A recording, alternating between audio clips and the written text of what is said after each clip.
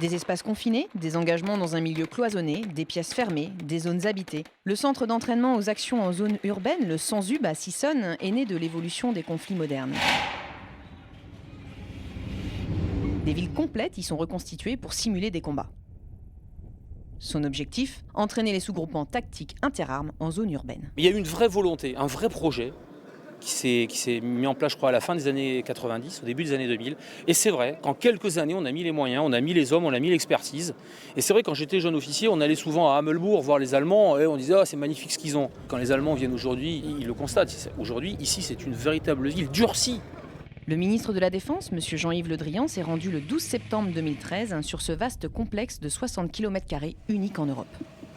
Je suis bluffé par la qualité du travail qui est effectué ici. Et il y a là une qualité de référence dont je me souviendrai.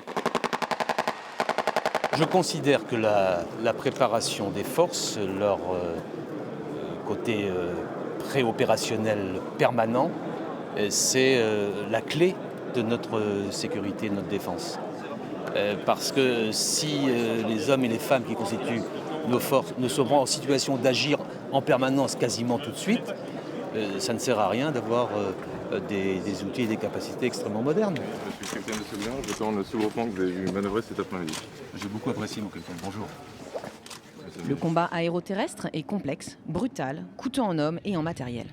Donc là, on a mis en œuvre tous les savoir-faire qu'on a besoin en zone urbaine, c'est-à-dire des déplacements rapides, brutaux, avec tous les équipements qu'on a nous dans l'infanterie, donc le félin qui nous permet une capacité accrue de communication, avec le VBCI qui augmente la capacité d'agression et de permettre justement des déplacements rapides et brutaux sous blindage au plus près de l'ennemi pour s'emparer des bâtiments. On est en présence d'une vraie ville avec une zone commerciale, une zone pavillonnaire, donc ça permet vraiment d'être au plus proche de la réalité et de ce qu'on pourrait trouver dans une ville moderne actuelle.